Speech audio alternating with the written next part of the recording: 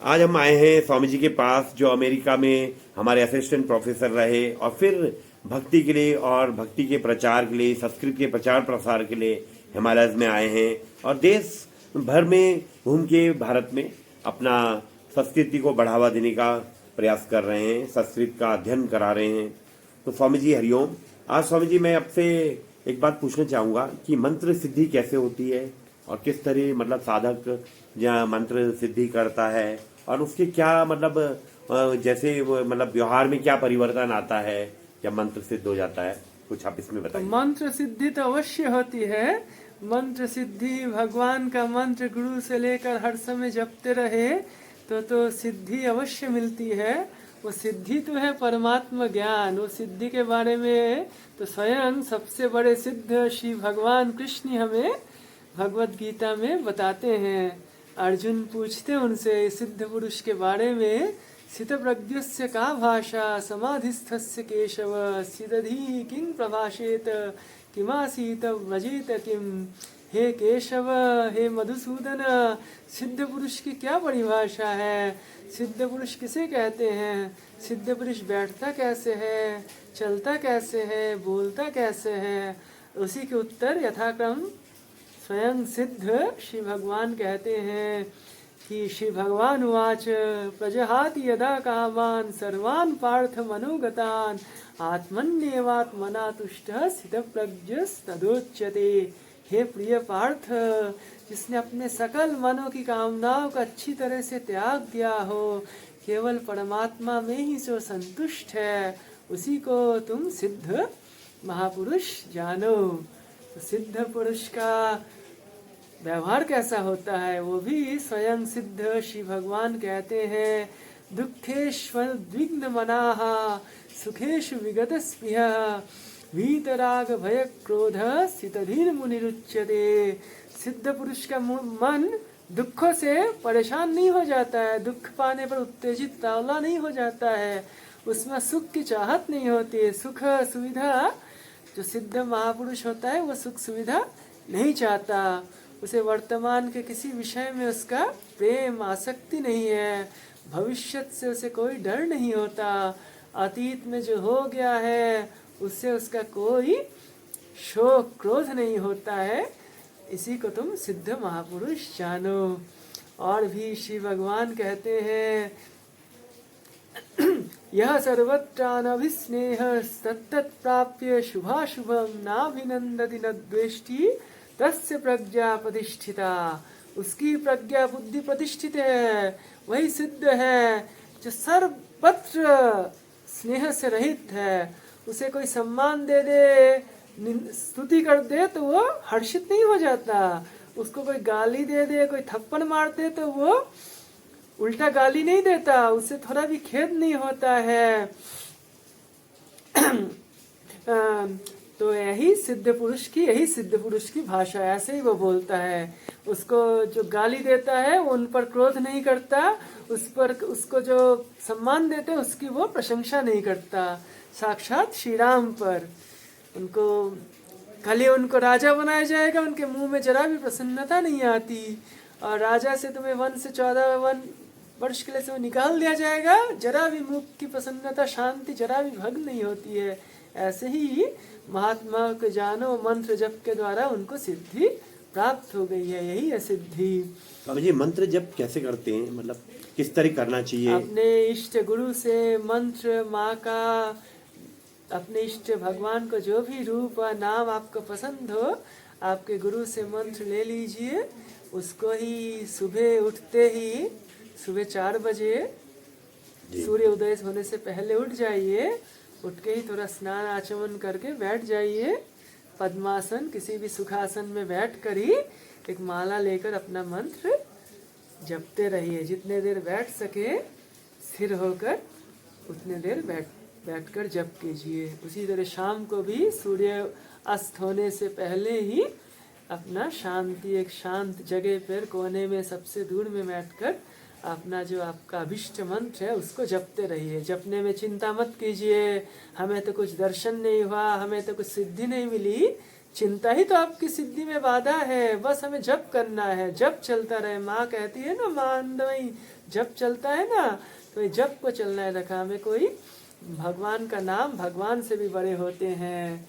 देखिए हनुमान जी भगवान का राम नाम से समुद्र को पार गए, और स्वयं राम को तो एक सेतु बनानी पड़ी समुद्र को पार करने पर। इसीलिए राम नाम तो राम से भी महान है। तो इसीलिए नाम जप ही परम साधन है सिद्धि का। इसमें कुछ दर्शन नहीं, दर्शन से ज़्यादा शक्ति होती है नाम का, मंत्र का। तो वही हर समय जपते रहिए, भगवान के नाम मंत्र बोलते रहिए। और विशेषकर सुबह शाम सूर्य उदय से पहले, सूर्य अस्त होने से पहले एक एकांत शांत जगह पर शुद्ध भाव से बैठकर जितनी देर बैठ सके स्थिर होकर आसानी पूर्वक अपना इष्ट मंत्र जपते रहें। इसमें कोई आशा मत रखिए क्या मिलने वाला है, क्या मिला है। कुछ अनुभव भी होते हैं स्वामी जी, कुछ अनुभव भी होते हैं। वही मंत्र जप के अनुभव दौरान। के चक्कर में मत पड़िए। अनुभव तो होता रहता है। अनुभव से हमें ज्यादा कहा नहीं, अनुभव से ज्यादा शक्ति है इस शब्द में। शब्द का तो आपको अनुभव हो ही रहा है, शब्द आप जब पे वही कान आप में जा रहा है, उसी को अनुभव कीजिए। और कुछ आँखों का दर्शन तो परिवर्तनशील है, आँखों का दर्शन भगवत दर्शन नहीं होता है। जो शब्द में ज्यादा शक्ति है, शब्दों का जो दर्शन हो रहा है आँख से, वह कान से, वही ज्यादा महत्व से। अनुभूति आदि के चक्कर में ना पड़े। चक्कर में क्यों घूम रहे, अब शांत हो जाइए। शांत होकर भगवान की निस्वार्थ सेवा करना है। उसके लिए अपना मंत्र जप करते हैं ना, वही सबसे आसान तरीका है। जो भी होना होगा उसमें यदि हम फल का त्याग कर दे, चिंता न करें क्या होने वाला है। जो होगा तो होगा ही। क्लास 1 में पढ़ते हैं वही सबसे मेधावी बच्चे होते हैं जो चिंता नहीं करते हैं हमें कितने नंबर आएंगे, पास होंगे कि नहीं होंगे। जो चिंता करते रहते हैं वो तो एकदम माध्यम कोटि के होते हैं, निम्न कोटि। जो चिंता नहीं करें, पढ़ना है, पढ़ना में ही रुचि रखते हैं, वही सबसे उत्कृष्ट विद्यार्थी होते हैं। उसी तरह कुछ अनुभव जो होना है वो तो होगा, वो तो माँ की इच्छा है। वो तो अभी संगीत में, वो तो आपकी इच्छा में है नहीं। आपका अधिकार है कर्म में, माँ देती है फल। तो आपका अधिकार कर्म हम ठीक से करें ना, और फल की छोड़ जो देने वाला है देने पर छोड़ दे। जी। और स्वामी जी कुछ और कहना चाहेंगे आप? और यम नियम का दृढ़ रूप से पालन करें। यम नियम, यम है हमारी बुरी आदतों को दूर करना। जब तक बुराई रहेगी तब तक कुछ भगवान बुरी जगह नहीं रहते। तो बुराई है, बुराइयों को दूर करना ही यमों का कठोर रूप से व्रत पालन करना है। यम जैसे अहिंसा, अहिंसा परमो धर्म, प्रहलाद महाराज की तरह अहिंसा पर निष्ठ होना। किसी को हिंसा नहीं करेंगे। हिंसा केवल मांस आदि काटने से नहीं होता है। किसी को शरीर से पीड़ा दे रहे हैं तो हम भगवान पे हिंसा कर रहे हैं, और भगवान पर हिंसा कर रहे हो, भगवान तुम्हें कैसे अनुभव होंगे।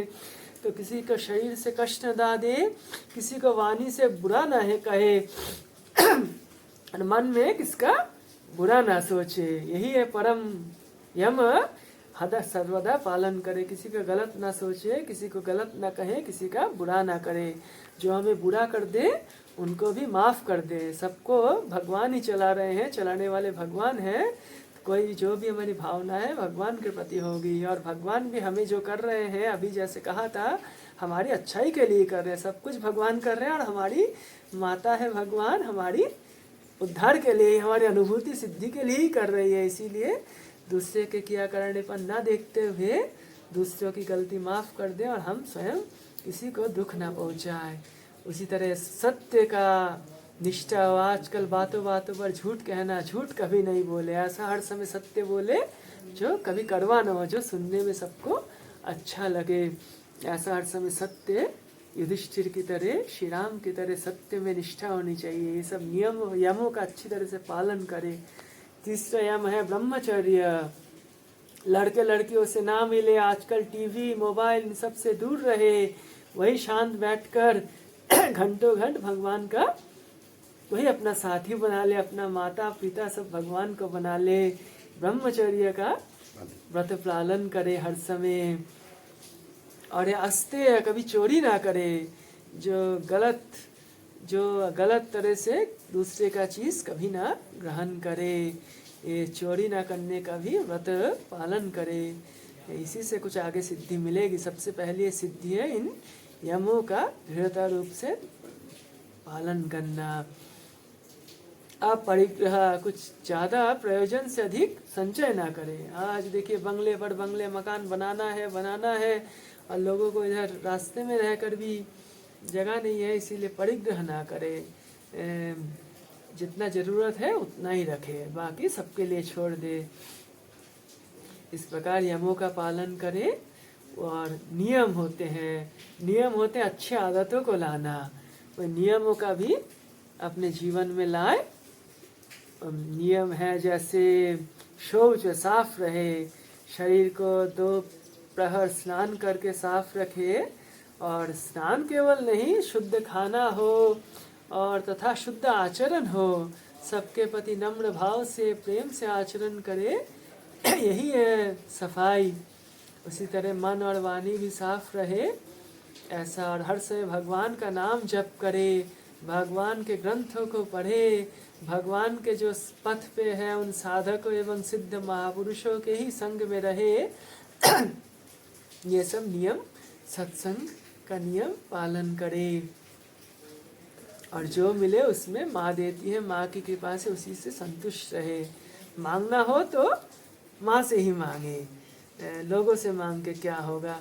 और सबसे अच्छी चीज़ तो माँ से स्वयं माँ को मांग ले, माँ तुम मेरी हो जाओ, तुम मुझसे और दूर ना रहो, हमें बहुत दुख दे रही हो, हम तुम्हारे बच्चे हैं, तुम्हारे बिना हम नहीं रह सकते, सो माँ को ही स्वयं मांग ले। तो इसी प्रकार यम नियम का पालन करे, बुराइयाँ जीवन से दूर रहे, अच्छाइयाँ को जीवन में ग्रहण करें, हर जगह ही सब में अच्छाई देखें, किसी से कोई मेल जोल ना रखे, मेल जोल तो भगवान से ही रखे। सबसे बड़ा बुराई है दूसरों में बुराई देखना, और दूसरों में अच्छाई देखना, वो भी बड़ा बुराई है। जिसमें हम अच्छाई देखते हैं उसी के बारे में हमारा मन लग जाता है, वाह बहुत बढ़िया खाना हुआ, बस खाना में हमारा कामना हो जाती है, खाने के बिना हम रह नहीं सकते। बहुत बढ़िया चाय है, ऐसे किसी की प्रशंसा, इसीलिए सिद्ध महात्मा किसी की प्रशंसा नहीं करते, जिसकी तारीफ करेंगे उसी में मन उसी में लगा रहेगा। और उसी तरह किसी की निंदा नहीं करे, जिसका निंदा नहीं करे उसी में मन उससे ही द्वेष करते हुए उसी में लगा रहे। इसलिए किसी का निंदा नहीं करना, किसी का प्रशंसा नहीं करना, हर समय भगवान की वाणी बोलते रहना, सुनते रहना, पढ़ते रहना, लिखते रहना। लिखना बहुत बड़ी साधना है, उसको ना छोड़े। पढ़ना लिखना यही तो बड़ा प्राथमिक सिद्धि का साधना है, पढ़ना लिखना सीखे। ठीक है, धन्यवाद स्वामी जी।